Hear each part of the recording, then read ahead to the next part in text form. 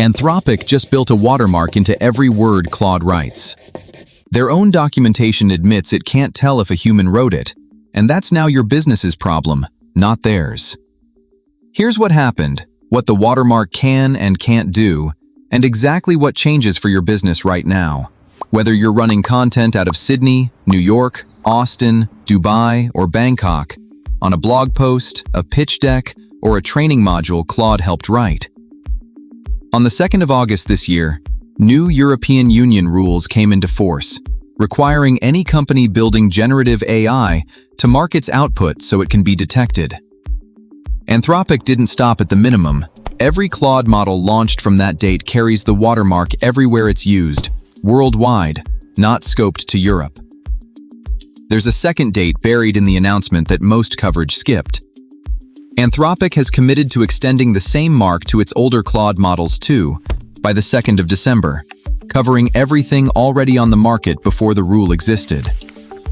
What it's chasing instead is proof, whether the words on a page came from a person. And that part is shakier than it sounds. The method comes from Google DeepMind's Synth ID technique. It changes which word Claude picks, out of several equally good options, using a hidden key invisible to you and detectable only to whoever holds it. That sounds airtight until you read Anthropic's own limitations list. It can't tell if a human wrote something, it can't spot output from a different AI system entirely, and it barely survives a solid edit, which describes almost everything that actually leaves a business: a deck that got reworked, a pitch that got tightened, a training module somebody proofed before it went out. So the mark can verify Anthropic's compliance. It was never built to verify yours, and depending on where your business operates, something else already is. If any of your content reaches audiences in the European Union, you already carry a separate legal duty, as the publisher, not Anthropic, to label AI-generated text on anything the regulation calls a matter of public interest, politics, health, public safety, the economy. Fines run up to 15 million euros, or 3% of global annual turnover. That's specifically about what you publish to inform the public, though. An internal deck or a client pitch sits outside it. If you're Australia or US only, none of that binds you today.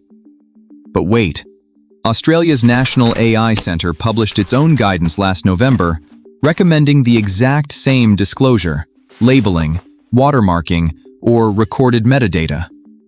California's Transparency Act took effect the same day as the European rule.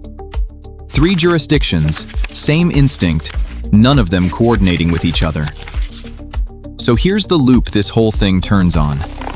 The mark can't prove who wrote something, which means it was never going to be the thing that protects you, only the thing that protects Anthropic. Tag everything Claude touches by involvement level, none, assisted, or generated, based on whether the meaning changed, not which tool touched it. And hold anything that leaves your business, public-facing or handed to a client, a regulator, or your own board, to a real editorial standard, someone with actual authority to fact-check, alter, or reject it, not a spell-check pass before it goes out. Build that now, and whichever country's version of this reaches you next, you're already standing on it.